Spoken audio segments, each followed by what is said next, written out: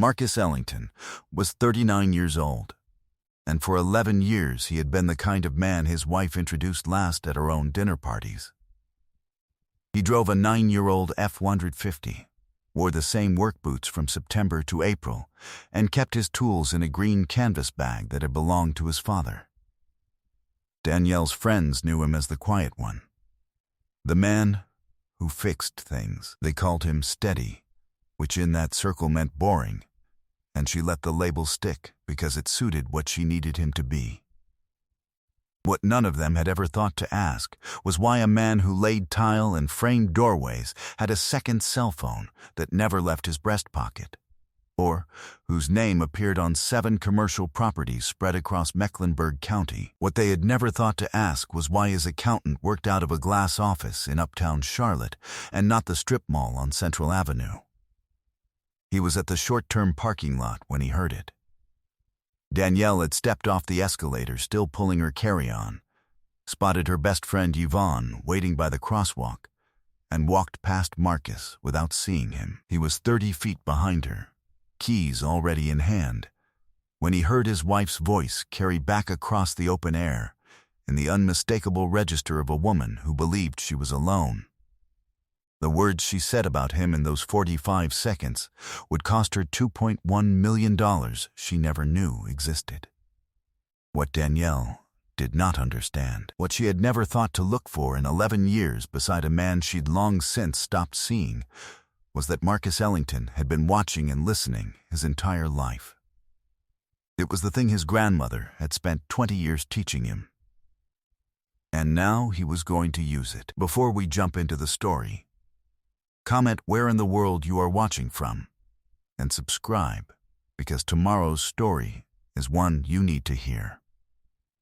The morning of the day Marcus drove to the airport, he had been in the crawl space beneath the guest bathroom since 6:15, replacing a section of galvanized pipe he had noticed sweating in the summer heat.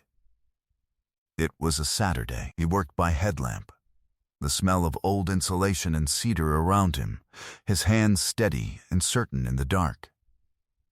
He replaced the section, checked both joints, packed his tools, and was back in the kitchen with coffee before Danielle came downstairs. This was who Marcus Ellington was.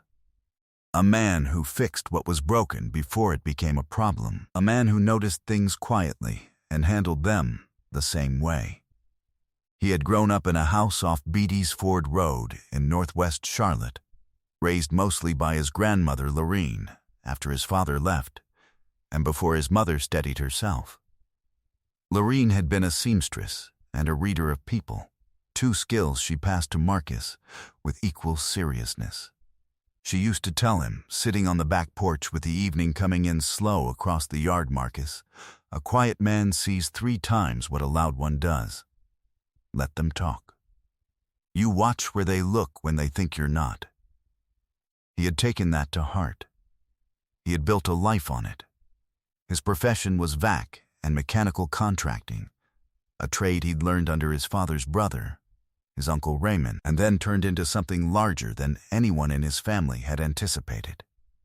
He had journeyman certification by 22, his own LLC by 26, and by the time he married Danielle at 28, he had quietly accumulated a commercial service contract with a property management group out of Ballantyne that was worth more than he let on. The work truck, the canvas tool bag, the coupon clipping, none of it was performance.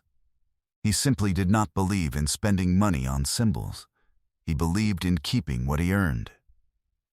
Danielle had not known the specifics when they married, and he had not hidden them so much as never offered them. She knew he did well for a contractor. She did not know what well meant in numbers. She had stopped asking about the numbers somewhere around year 3, when it became clear that Marcus was not the kind of man who discussed finances at dinner, and that whatever he had, she had access to half of it through the joint account, which she had exercised freely. She was beautiful and quick, and she had made him laugh in the early years with a sharpness of observation he mistook at the time for depth.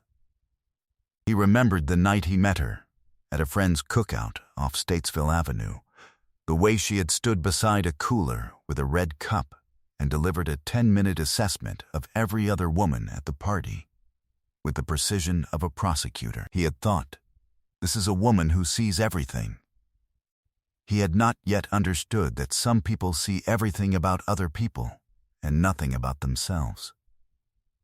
The early years were real, or real enough. She cooked on Sundays. She laughed at his jokes. She learned the names of his nieces and nephews and showed up for holidays and birthdays and kept her word about small things. He remembered those years carefully and honestly because he was not the kind of man who rewrote his past to make his present easier to bear. But somewhere after year 4 or 5, a subtle loosening had begun. A coolness that arrived slowly, the way a draft from a badly sealed window arrives, not all at once, but persistently, until you start wearing a sweater inside your own house. The phone, tilted just slightly away on the kitchen counter.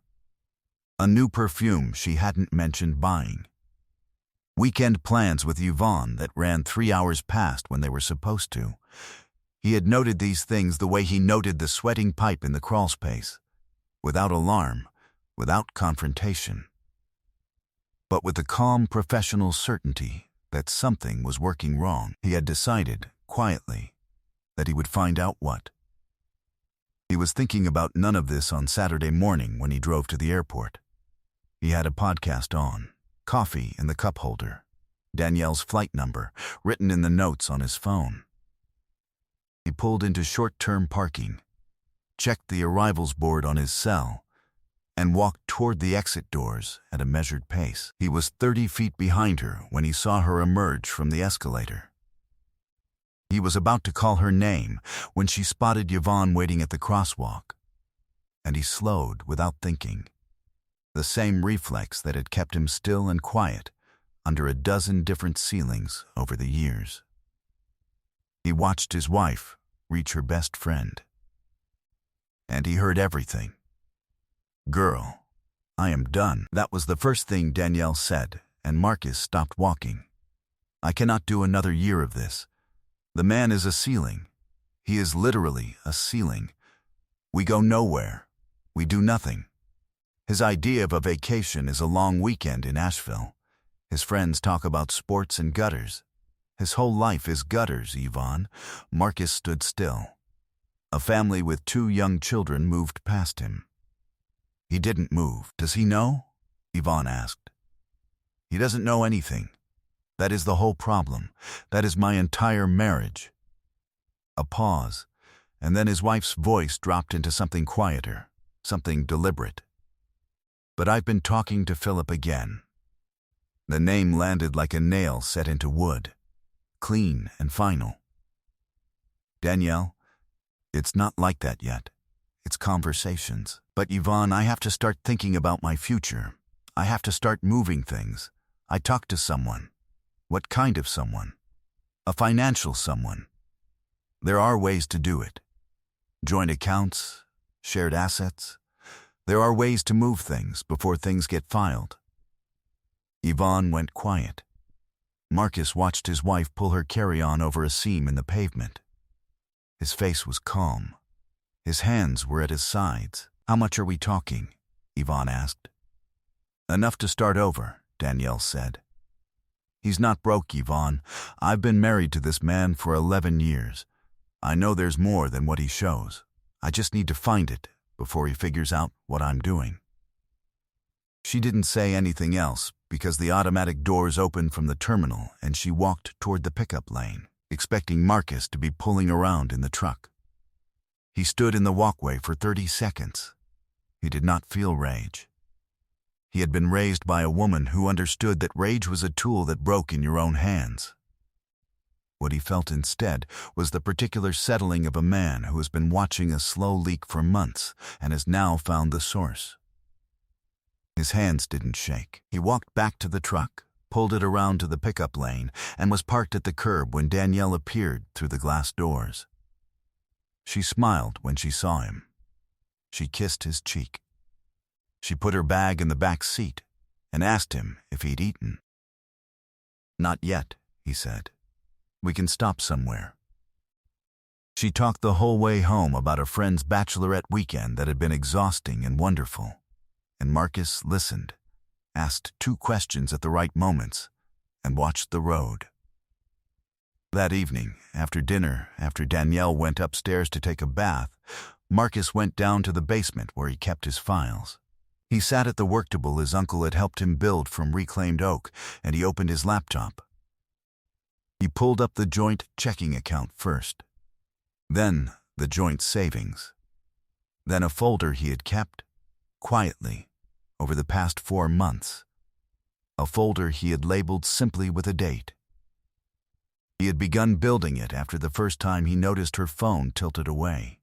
He had continued building it across an April and a May and most of June, recurring credit card charges to a restaurant he'd never been to with her. A hotel reservation in her email he'd seen the preview of when her phone screen lit on the kitchen counter. A weekend in May she had attributed to a conference that had no record of her attendance. He had not confronted it. He was an evac man. You didn't force a system. You read the pressure, traced the lines, found the source. Now he had the source. He picked up his phone and made one call. "Patricia," he said, when the line connected. "I need to come in Monday morning. Early, bring the trust documents." A pause. "All of them?" "All of them," Marcus said. Then he closed the laptop, turned off the basement light, and went upstairs to make sure his wife's bath had enough hot water. Patricia Holden had been a family and financial attorney for 23 years, and she had an office on Moorhead Street with a window that faced the city's skyline like a quiet argument.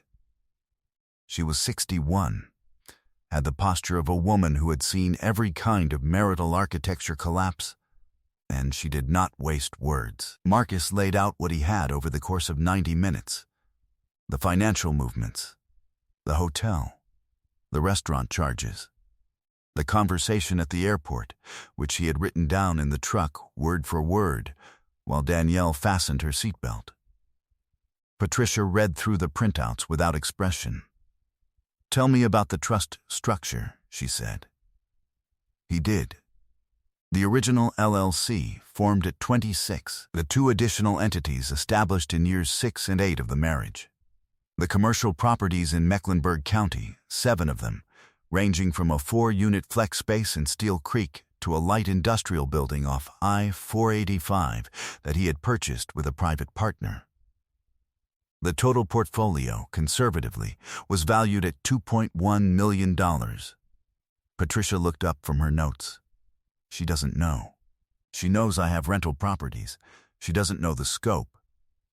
The individual entities were never disclosed as marital assets because they were established through the original premarital LLC.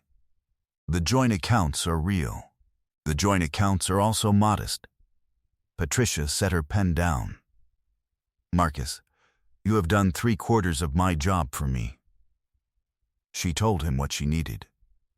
She told him the timeline. She told him that the phrase "I've been talking to someone," a financial someone, there are ways to move things, which he had written verbatim in his notes, was, depending on what steps had already been taken, potentially actionable as financial misconduct.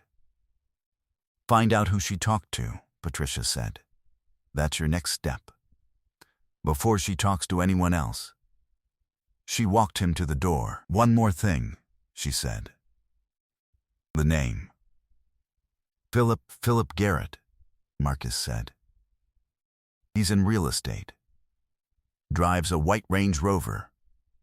Been in her phone under the name Paul for the better part of a year." Patricia did not smile, but her eyes acknowledged what he'd said. "I'll pull his financials." Marcus nodded and went back down to his truck. Some things you don't say out loud until a professional has a pen ready to write them down. He drove from Patricia's office to his Uncle Raymond's house off Beatty's Ford Road, 4 miles and 11 years of history away. Raymond was 72 now, retired from his own contracting business, and spent his mornings in the garden behind the house his wife had left him when she passed. He grew pole beans and tomatoes and something he called cutting celery that Marcus had never understood the purpose of. Raymond was in the garden when Marcus came through the back gate. He did not turn around. "Figured I'd see you this week," Raymond said. Marcus pulled a stool from the porch and sat down near the row his uncle was working. He did not ask how Raymond had known. Raymond had always known things before Marcus said them. It was a family gift, or a family curse, depending on the season.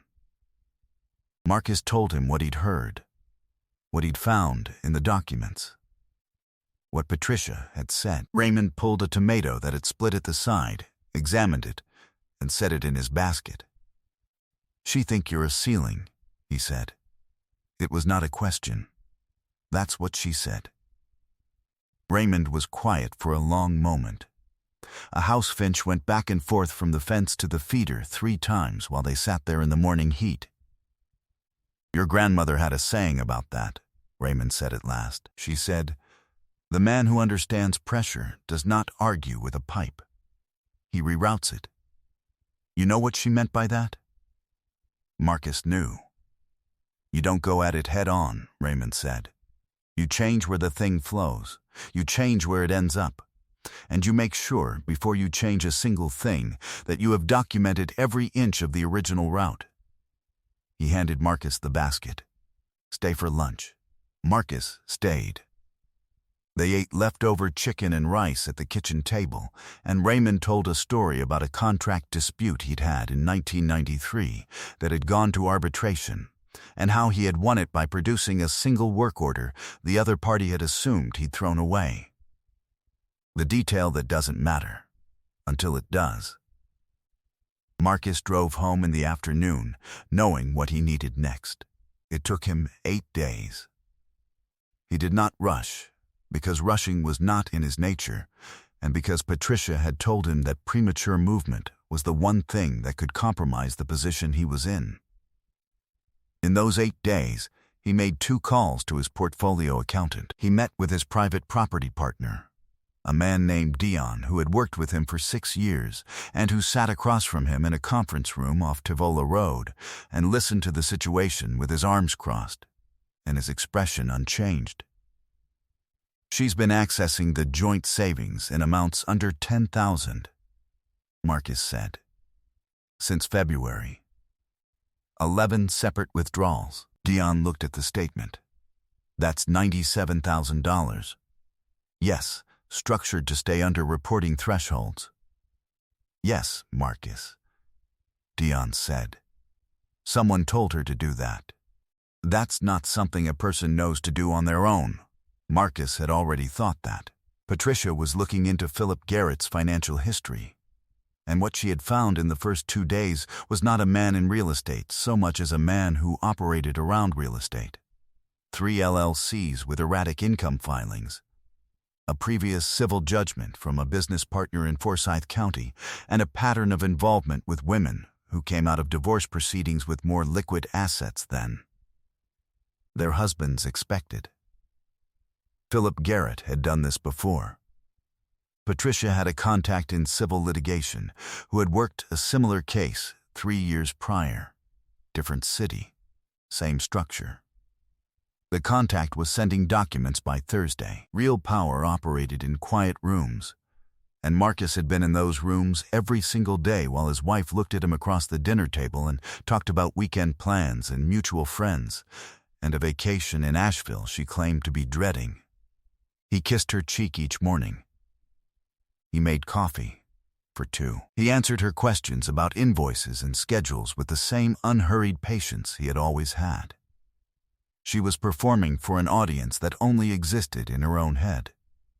On Friday, he came home to find her on the back patio with her phone and a glass of wine, and he brought out his own water glass and sat beside her in the evening air, and she leaned her head on his shoulder briefly, the way she used to, and he let her.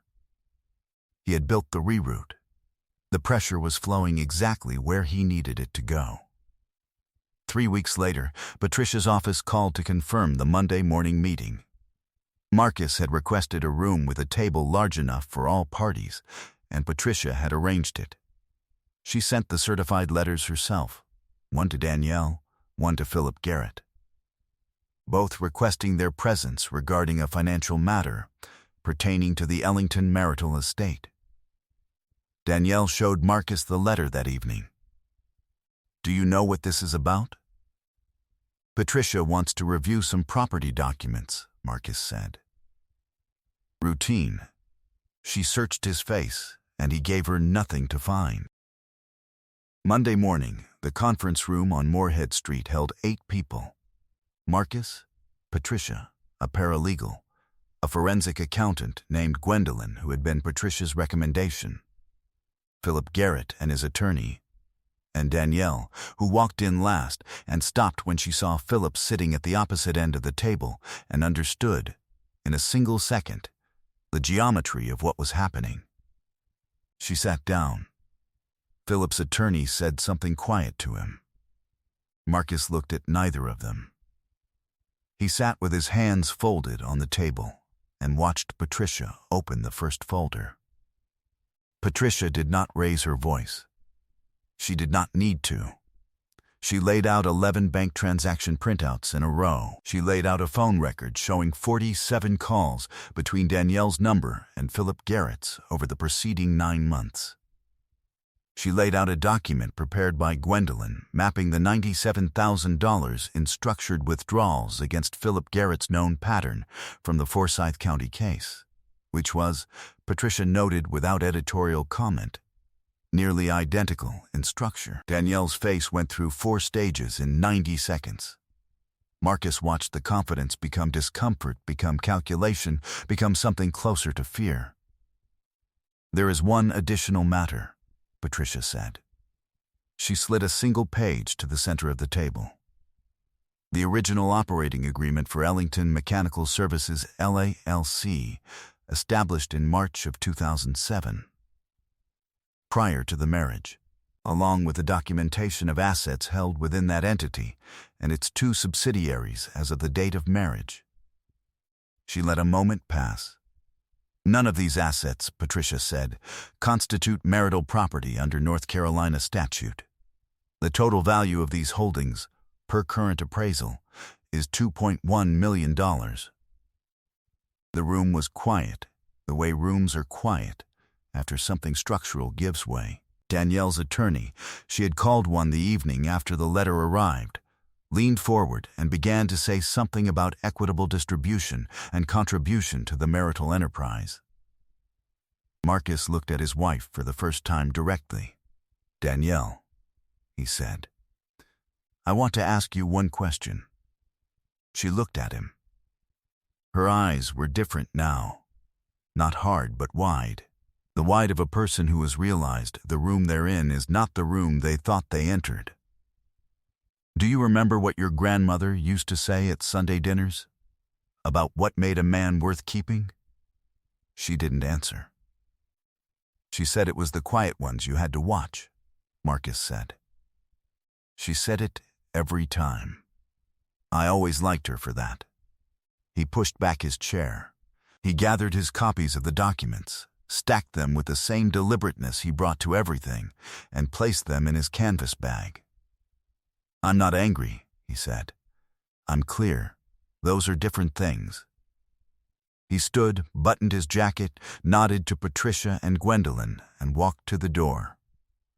He did not look back. The room was silent behind him. She was still seated, surrounded by the paperwork that mapped the precise shape of what she had cost herself, and outside the glass, the city went on with its ordinary Monday morning without any of them. 14 months later, Marcus Ellington sat on the back porch of a house he had bought for cash in the neighborhood where he had grown up, 2 blocks from his Uncle Raymond's bean garden, drinking coffee in the early morning with the kind of quietness that is the earned kind, not empty, not resigned, but full. He had built the porch himself over a long autumn, board by board, using Douglas fir he'd sourced from a salvage yard and a level his grandmother had given him when he turned 16. Along the east wall he had planted a Japanese maple that was already showing its 2nd year's growth, and in the raised beds along the fence he had tomatoes and peppers and a row of basil that had gone further than he'd expected. His portfolio had grown. The light industrial building off I-485 had been leased to a logistics company on a 5-year commercial contract, and Dion had brought him into a partnership on a mixed-use development in Belmont that was on schedule and under budget. He had also started doing something he hadn't anticipated: teaching. One Saturday a month, at a technical training center off W. Harris Boulevard, he spent 4 hours with young men who were where he had been at 20, showing them the difference between a trade and a business. He poured a second cup and set the carafe on the railing. Celeste came through the back door carrying her own mug. She was a project manager for a construction firm downtown, a woman who asked direct questions and had never once performed for anyone. And she sat beside him on the porch bench and looked out at the garden without saying anything that needed to be said. He had heard about Danielle the way he heard about most things, through someone who thought he might want to know, from whom he accepted the information without visible reaction. She had moved to a rental in a suburb of Raleigh. She was working in marketing for a mid-size firm she'd found through a network connection. Philip Garrett had faced a civil suit from a previous business partner that had concluded in a settlement requiring him to liquidate his remaining properties. He had relocated to somewhere in Virginia. Yvonne, who had known and said nothing, had not been forgiven by anyone in their mutual circle who found out what she'd known. The social cost had been total, and Marcus had not engineered any of it. Consequence had its own momentum when the architecture of deception came apart. He set his coffee cup down and looked at the Japanese maple, which was catching the first of the morning light the way a tree does when it's been planted right and left alone to grow. He had built everything worth keeping. I hope you enjoyed that one. Be sure to like the video and subscribe so you don't miss the next story. I've picked out 2 more for you that I think you'll really like.